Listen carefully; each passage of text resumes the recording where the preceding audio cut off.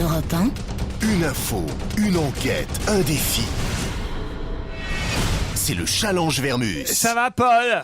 Bonjour Laurent, ça va pas mal, merci. Dans Le Parisien, on nous expliquait que les comédiens et les réalisateurs du film Intouchables seraient reçus à l'Élysée cette semaine. Alors d'abord, est-ce que c'est vrai? Si c'est vrai, quand? Et est-ce que tout le monde y va? Ça veut dire François Cluzet, Omar Sy, malgré les blagues qu'il peut faire sur le président de la République régulièrement dans le SAV sur Canal+.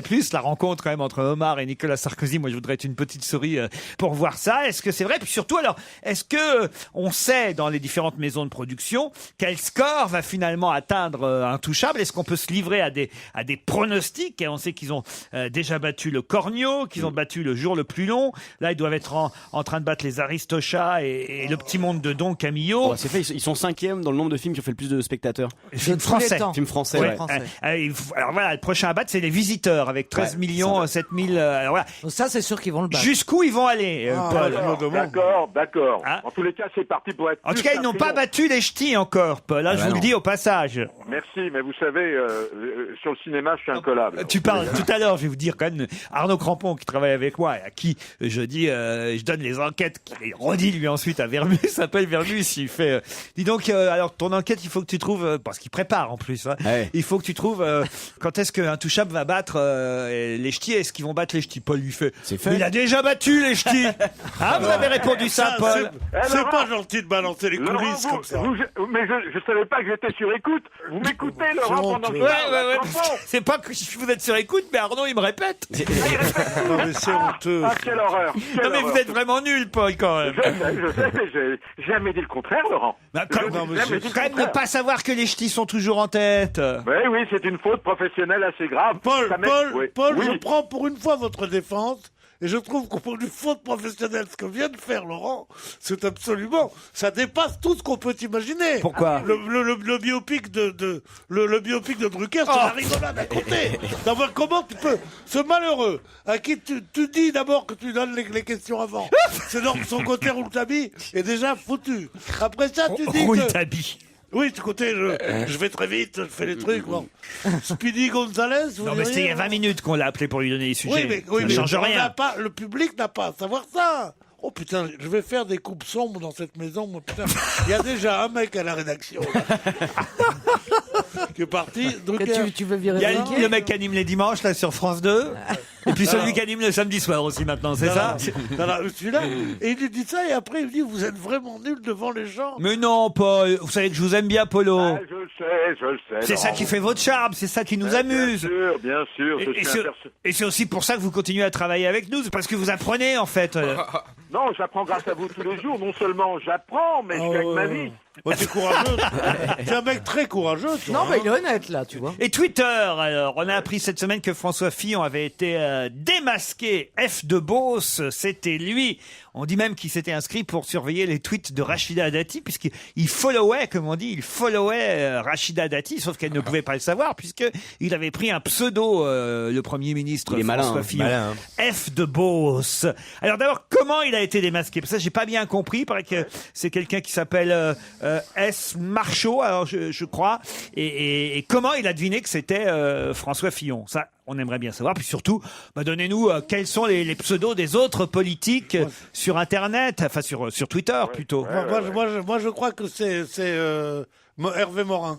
Ah oui? Et son nom, c'est Jeff de Bruges, parce qu'il va être chocolat. C'est pas mal. Bon, alors, je peux vous dire une chose qui est assez amusante. Oui, Pierre. Sur le film Les Enfoirés, là, comment ça s'appelle? Les Intouchables, les enfoirés. Film qui doit être dans le chiant, tu vois, raconte pas. Oh, mais va le voir, et puis après, tu diras. Les enfoirés. Chiant et triste, la bombe. Alors, il paraît que c'est mon ami collaborateur qui m'a raconté ça. Il me dit, j'ai eu Daniel Auteuil au téléphone. J'ai dit, comment va Daniel et tout, qui est un copain. Daniel Auteuil qui a refusé le rôle. Eh ben, c'est ce que je voulais vous le dire. Tout le monde le sait. effet, mais On le savait, ça a été écrit dans les journaux, Pierre. il s'en va. Ça y est, tu es vexé. Oui, c'est Auteuil qui devait jouer le rôle et finalement il a dit non et c'est François Cluzet qui l'a fait. Il a oui. dit non, mais il y avait des problèmes de planning, c'est pas parce que le... Oui, je pense que c'est parce qu'il avait des c'est pas problèmes parce que d'agenda. Ouais, d'accord, hein. Non, mais c'est pas parce que le scénario... Ouais. lui- Et c'est ça que vous vouliez nous raconter, Pas Pierre. du tout, j'avais un truc à vous raconter, mais puisque je suis interrompu par Non, cette mais c'est bien de savoir que Claude Brasseur lit le Parisien aussi. Puis c'est bien de savoir qu'ils discutent aussi, qu'ils font pas que se bourrer la gueule. Ouais, c'est ça. Et qu'ils s'en souviennent le lendemain. Et qu'ils s'en souviennent le lendemain. C'est pas mal. Moi, pour les avoir croisés les deux, je peux te dire que c'est sympa de voir qu'ils ont des vraies discussions de temps en temps. On apprend des trucs. Et là, tu sais pas qu'Intouchable. C'est Daniel Auteuil qui a refusé. Et tu sais que le premier à qui ils allaient demander, c'est Petrucciani. Hein. Ouais, dis donc. Ça, c'est une belle information. Et la dernière enquête qu'on vous confie, mon cher Paul, c'est à propos d'un sapin de Noël qui fout le bordel entre la Corée du Nord et la Corée du Sud. Pourquoi il est sur la frontière? Oui, la Corée du Nord ne veut pas de sapin de Noël à la frontière, alors que la Corée du Sud aurait déjà dressé un sapin entre les deux pays. Je voulais savoir comment ça va se terminer, tout ça. Bah, comment ça va se terminer? Surtout, c'est quel genre de sapin? On me dit qu'il fait 29 mètres de haut, c'est ça? Oui, avec une fusée et une tête nucléaire, en fait. C'est un sapin de Noël, C'est un petit sapin avec un réacteur en dessous. Et pourquoi ils veulent pas de sapin? Bah oui, parce que c'est un pays communiste. Bah oui. Donc ils fêtent pas Noël. Non, mais c'est parce que surtout, il faut l'illuminer la nuit, quoi. Il faut payer Vous allez nous l'électricité. expliquer pourquoi, Paul, Ah tout oui, ça. bien sûr. J'ai appelé Pyongyang là-bas, ils vont tout me dire. Vous allez appeler quoi? La ville de Pyongyang. Pyongyang. Ouais. Et tu On vas dit leur parler tennis de comment? table, on dit. Dis donc, Bah, celle-là, elle est bonne, tu vois. dis donc, Paul, vous avez du boulot aujourd'hui. C'est vraiment des sujets que vous ne maîtrisez pas. C'est pas facile en plus. Hein, Intouchable, vous connaissez. Vous l'avez même pas vu le film, je suis sûr. Pas encore, mais c'est Tu devrais y aller, c'est vachement bien. Hein. Non, j'ai- C'est presque aussi bien que les ch'tis, tu vois. Ah non, attention, alors commencez pas avec les ch'tis, vous. Hein. Non, mais j'ai été voir Tintin en revanche. Oh. Et Ouais. alors? Ah, c'est formidable en 3D. Hein. Ah oui, En 3D, je croyais que tu avais vu le premier. Mais c'est marrant parce que le capitaine Haddock, ils lui ont fait un nez beaucoup plus rond que dans la BD. Ah ouais, c'est marrant. Ah ouais. Et oui, c'est pas que ce soit fou. Allez, va ça te va coucher, va te coucher, va te coucher. Le cinéma, donc un sujet qu'il ne maîtrise pas. Twitter, un sujet qu'il maîtrise encore moins. Et ensuite, Et la Corée du Nord, Et ça, ensuite il la connaît Corée bien. du Nord et la Corée du Sud. Il y a du boulot aujourd'hui, Polo. Ouais, tout à l'heure. À tout à l'heure.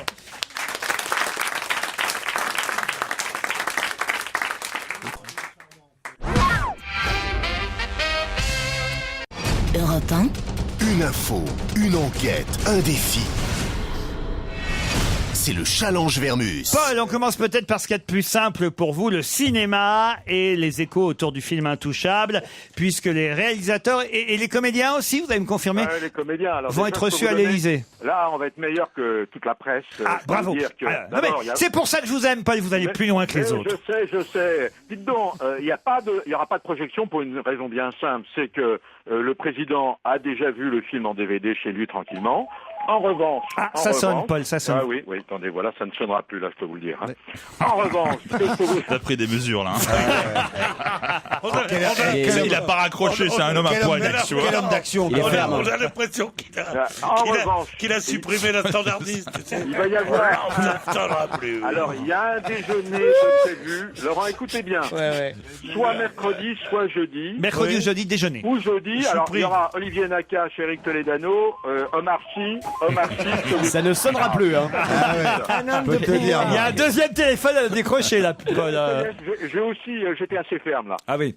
Et alors, Eric Toledano, Omar Sy, François Cluzet, ils seront là pour ce déjeuner. C'est tout, les autres comédiens n'y vont pas? Mais il y a toute l'équipe qui est invitée. Anne Leni, qui est excellente dans le film Intouchable, on n'en parle jamais. Non, il n'y a pas de sectarisme. Toute l'équipe est invitée de la même façon qu'il avait invité à déjeuner toute l'équipe de Danny Boom. Le petit jeune, Boom. tiens, je peux en parler, le petit jeune aussi, Thomas Olivares, parce que c'est lui qui va jouer avec Lynn Renaud dans Harold et Maude au Théâtre Antoine à la rentrée. Il joue le fiancé qui prend des coups par Omar Sy dans Intouchable et il est excellent, ce jeune comédien. Je veux dire deux choses. Le salaire de Marcy a été multiplié par 10.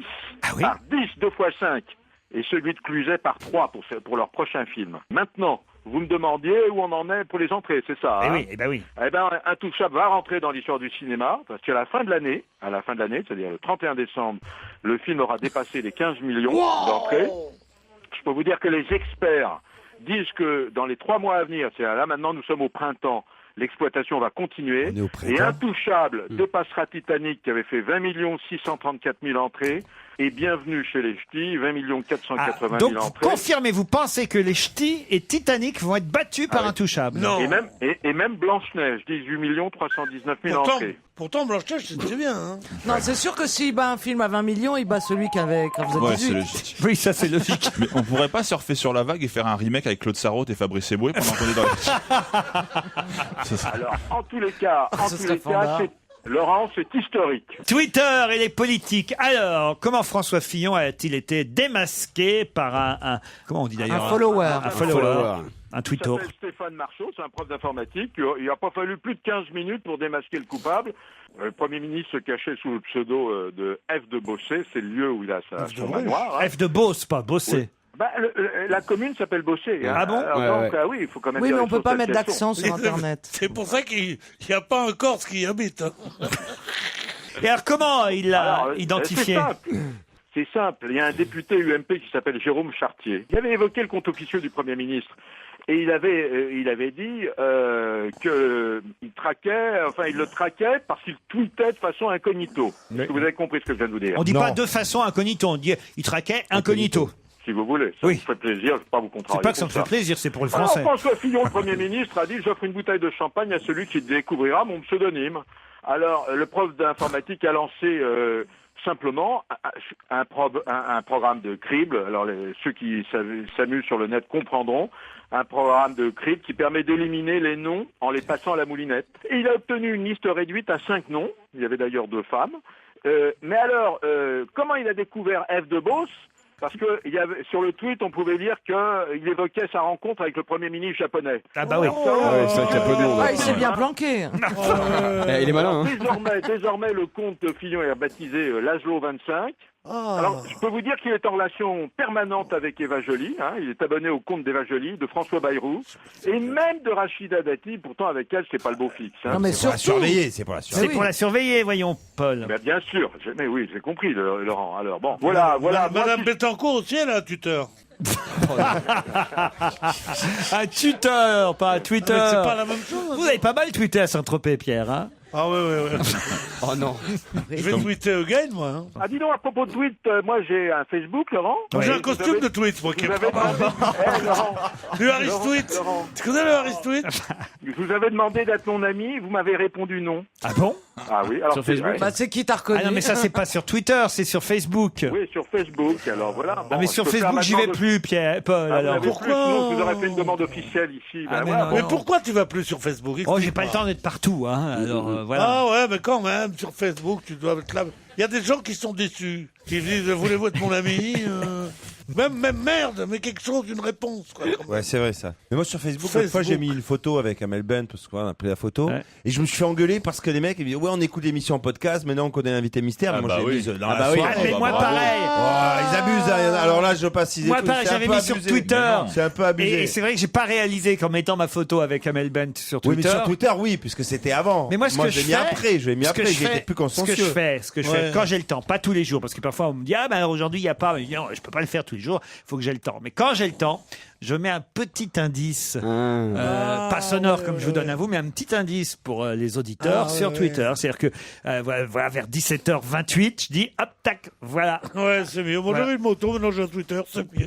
Oh non. La Corée du Nord et Je la sais Corée même du pas de Sud quoi il maintenant, mon parle. cher Paul. Il faut savoir une chose, Laurent, c'est qu'il s'est passé exactement la même tension l'année dernière à la même époque pour la même raison. Ah, toujours pour le sapin de Noël. Toujours pour le sapin de Noël. C'est un Ah bon marronnier ce sapin de Noël Ah finalement. oui, oui, comme vous dites, oui. Il est alors, il se trouve à 3 km de la frontière, à portée gueule, toi. du tir des soldats. Alors c'est vrai que les soldats maintiennent un degré d'alerte maximum, parce que le sapin est sur le haut de la colline. Alors, il faut savoir que les deux Corées, celle du Sud et celle du Nord, avaient conclu un accord en 2004 pour cesser ces exercices de propagande près de la frontière. Alors, le Sud avait accepté de plus allumer l'immense sapin.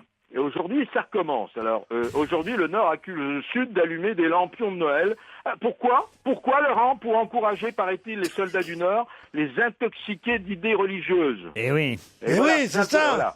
C'est Voilà. celui qui croyait au ciel, c'est le Coréen du Sud. Ouais. Celui qui n'y croyait pas, c'est le Coréen du Nord, Voilà, et qui encore est homme, qui est marxiste. Voilà, il faut savoir Et c'est de la provocation Ouais. que fait le Sud de Oui, mettre un immense sapin de Noël qui à la vue de tous ces braves communistes Alors, de Corée du Nord qui ont le droit de pas croire à ces fariboles ridicules alors, du là- Papa Noël et machin et le bon Dieu et tout ça. Ah ben justement, ils vont pouvoir acheter et offrir des bons de non d'exemption de cadeaux. Ouais, alors bon, il faut savoir que la Corée du Sud est catholique. Alors bon, cette fois-ci, c'est pas un sapin, c'est une tour de métal de 29 mètres en forme de sapin. Ah, là, c'est mieux. Voilà. déjà. Alors, l'arbre sera illuminé. Ah, c'est un sapin Paco Rabanne.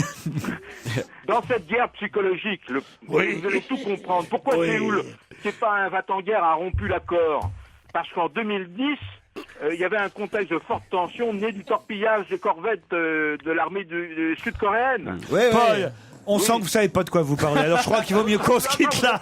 Vous n'êtes pas gentil là, parce que là, Non, vraiment, mais- c'était une... Non. Ah, Paul, laissez-le c'est terminer. criant là, c'est criant de vérité. Laissez-le terminer. On voit Alors, bien que Paul. vous n'êtes pas reporter de guerre sur place. Si. Bon, écoutez, le mieux, c'est vrai. Il y a un invité qui attend. Je laisse volontiers ma place. Il n'y a aucun On problème. vous embrasse, Polo, à mercredi.